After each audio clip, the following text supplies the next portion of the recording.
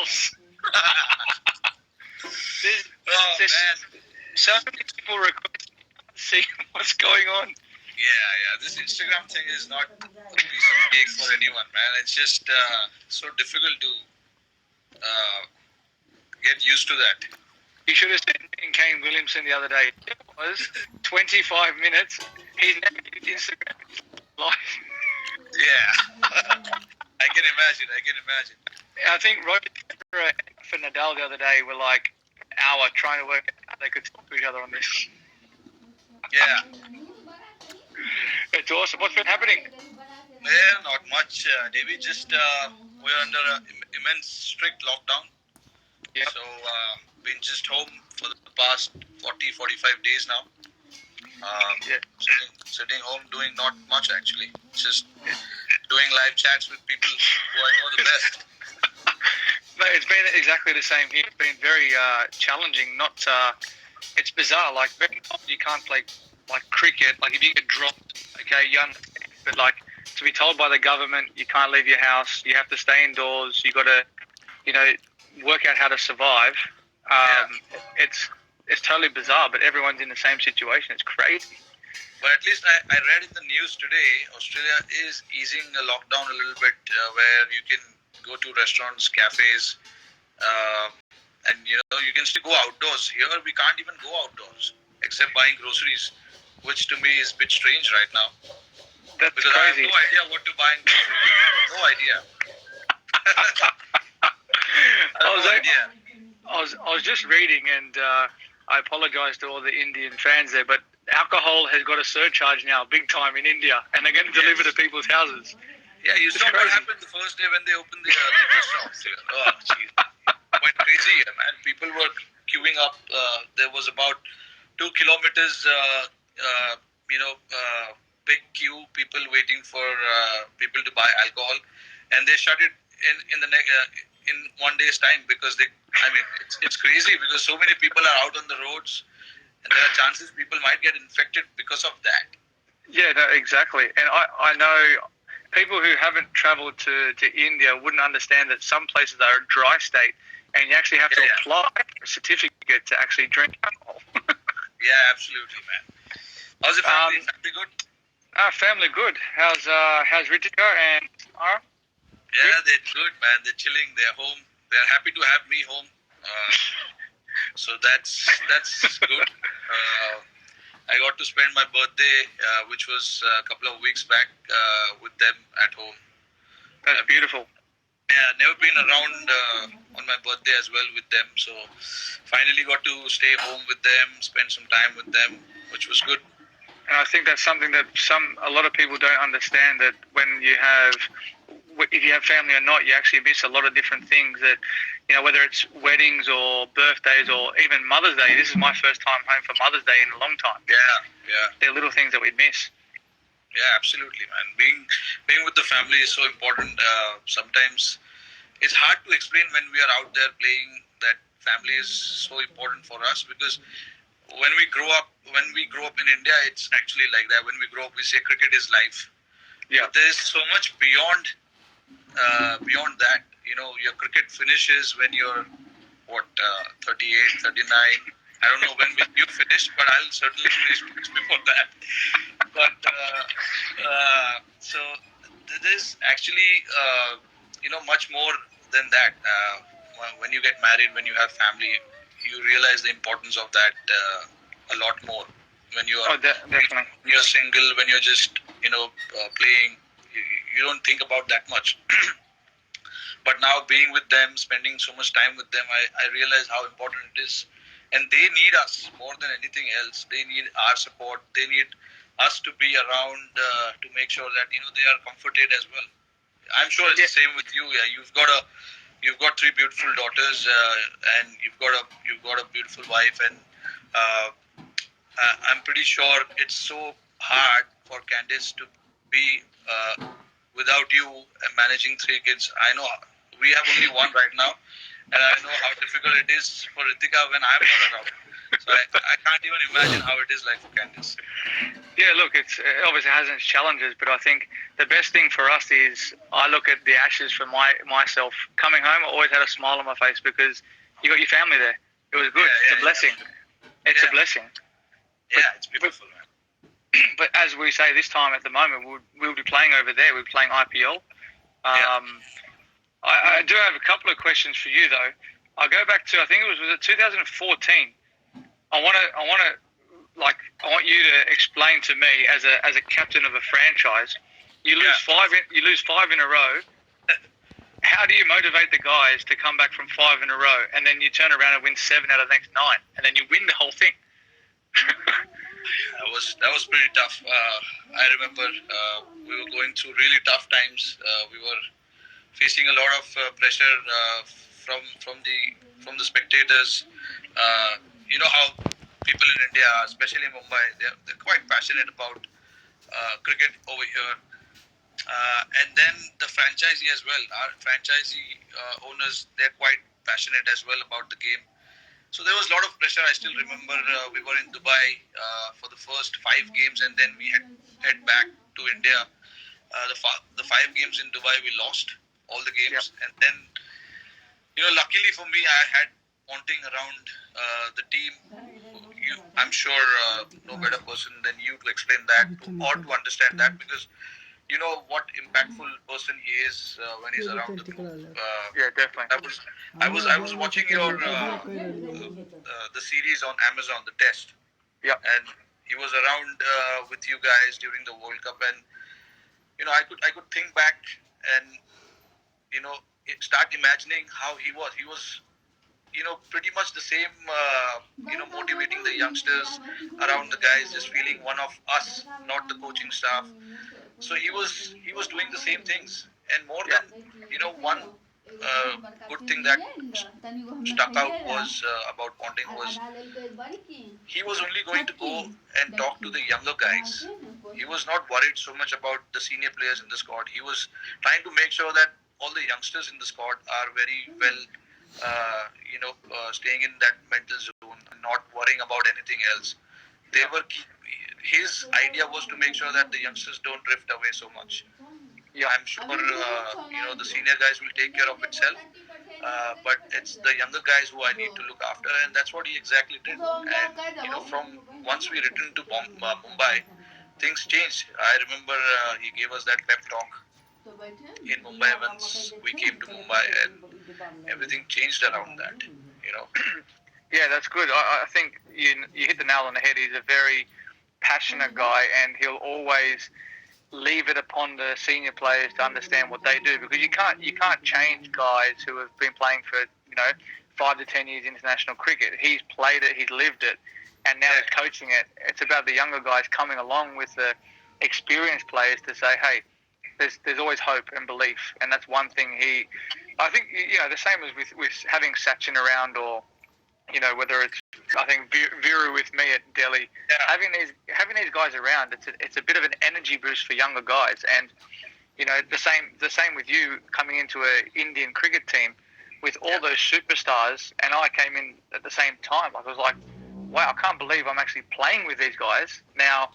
How do we act around these guys? What's right? What's wrong? But you're trying to establish yourself as a cricketer, and you're good enough to be there. Yeah, absolutely. I think a lot of these guys have made a great impact, on the team, whichever team they've been part of, and especially, IPL. What IPL has done to all the cricketers is, getting to know all these guys from various parts of the world, getting to know their culture, getting to understand what they do as a player. And for us, it's been fascinating to know all you guys. When you're playing for your country, it's a totally different ball game. But when you come here, a lot of the guys here get to learn so much from each other.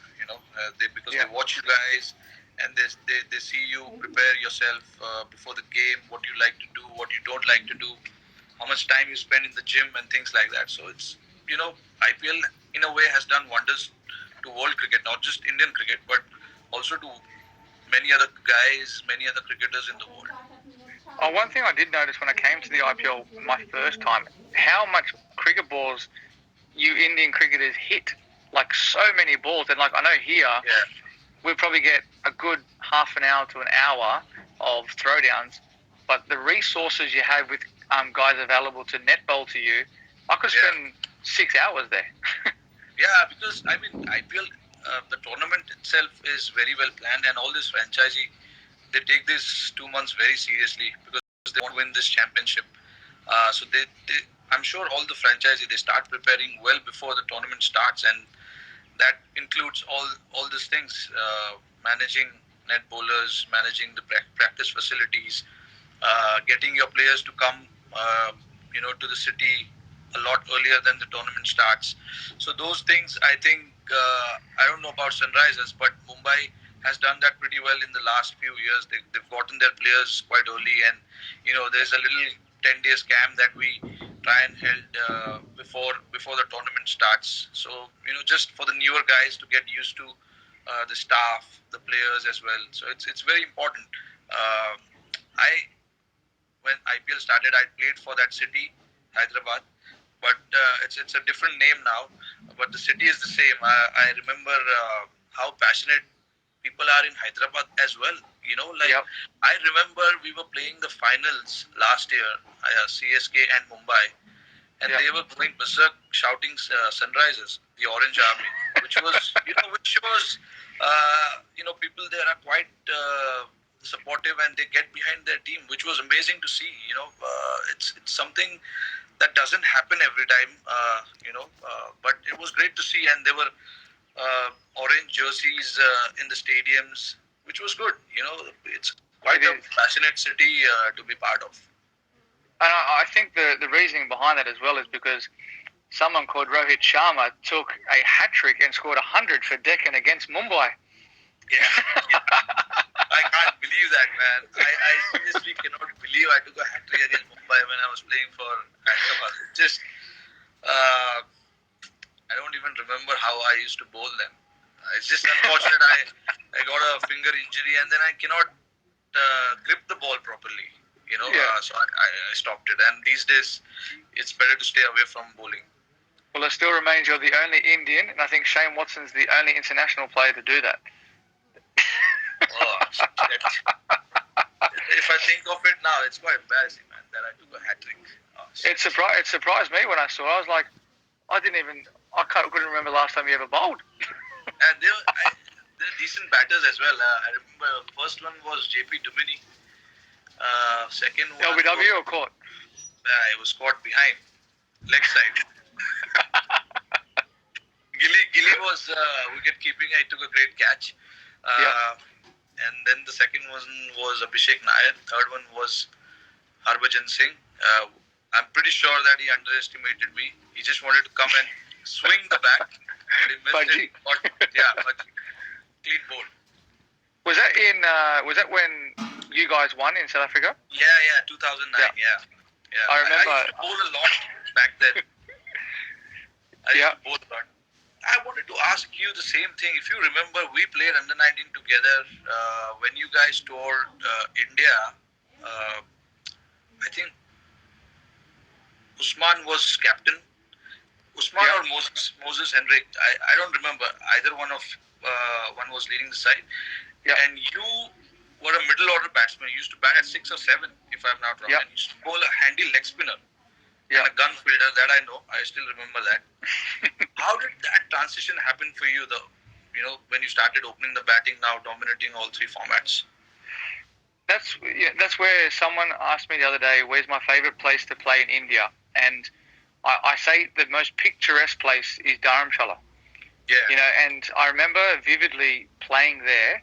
Yeah. And I was bowling leg spin, and I remember Warney not having a great record there. And like as a leg spinner, I think you got to bowl faster. Like you look at Mishra. I remember Rahul Sharma. Obviously Rashid. But like I don't know. It was bizarre. I started at middle order. I was sort of like coming in at the middle, sort of back end of innings. And then like in 2009, Dominic Thornley, who played a handful of games for Australia, he was captaining New South Wales. And Philip Hughes was opening the batting at the time, and we were chasing a small total against Tasmania. And then I go in the change room. I just go to take off my clothes, get ready, and then obviously go and watch the boys chase. And he said, "You're opening," and I was like, "Okay, I'll open the batting then." So I went out and opened the batting, and me and Hughesy ended up both getting hundreds. And then I was told the next game I'm opening the batting in a T20 game against Sean Tate, and I was just like, "No thanks." Like, you don't know what to think. So like, I just automatically said, "Okay, yes, well I have to. I've got no choice." I end up scoring some runs the next game, and then it flowed on from there. And then like my bowling just didn't really progress. I didn't really put more energy or emphasis into my game. I then all of a sudden turned into an opening batter, and then all of a sudden I'm walking out at the MCG in front of 90,000 people against South Africa. Yeah, I saw that game. I saw that. And then literally I'm there like, you're pinching yourself, going, what's going on here? Like it was so bizarre how it all unfolded from. I think it was 2006. I think we played you guys. In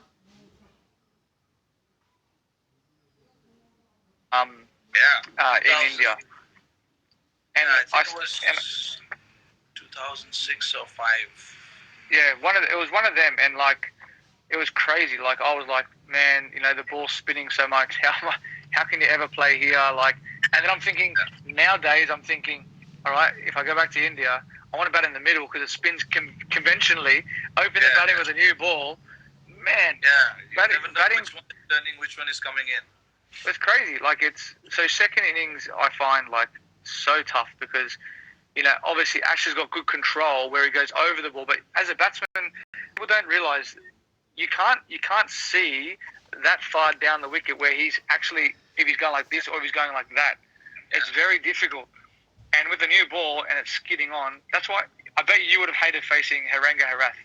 Yeah, that's when all these coaches, when they come and say, please watch his hand, it's not so easy to watch his hand. It literally happens in 1 second.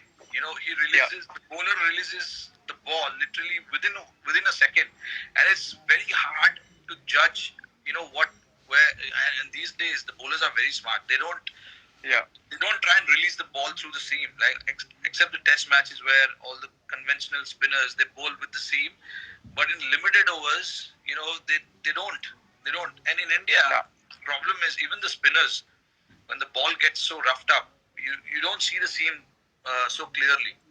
It's hard. Even in the nets when we bat, we often try and practice that, to try and see the fingers of the off spinner, the wrist of the leg spinner, but it's so tough. It's tough. It's not easy.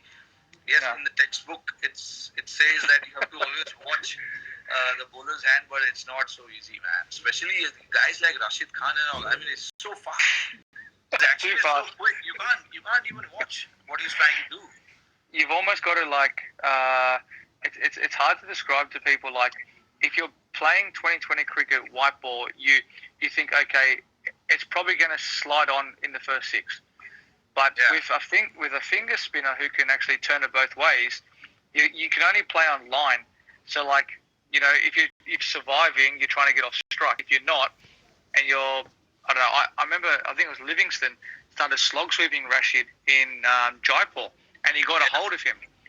And normally I wouldn't bowl Rash in the first 6, but we had to because we're under the pump. So you go to, one of your best bowlers. So what do you try and get a wicket? But people don't realise if you put pressure on bowlers, especially in the first 6, you can get the upper hand. But after that, it's difficult. Once the ball gets older and it turns, where it does turn majority of places, except if you're batting second in Mumbai, it can be challenging. Yeah, with once the ball gets that's one. Like, what's your mindset there? Like, every single team batting second, you go to Mumbai, 8:00 game. All right, you win the toss, you bowl first. Yeah. So what do you think as a captain in your mindset? How do you say to the guys, or you probably don't need to say to the guys, all right, we've lost the toss. We're obviously we're going to be bowling second now. We have to bat well 200 is obviously the total that you need to get. How do you, what goes through your mind when you're applying your sort of your trade when you're out there? I mean, yeah, the first thing, especially at Mumbai, everyone's watching me at the toss. So when I'm tossing the coin, oh sorry, I don't toss the coin. The opposition captain toss the coin. So when I'm at the in the center for the toss, I could see from my peripheral vision that okay, there are guys all over me. They're watching me. What is happening with the toss? Because the toss is so crucial. And when I lose the toss, they seriously they feel that he's the worst guy in the world. They don't look at me. They don't talk to me for a second when I come back. But then yeah, that's when my job comes in. I get everyone together and just like we our preparation actually becomes starts much before that toss, before the training session and things like that. I know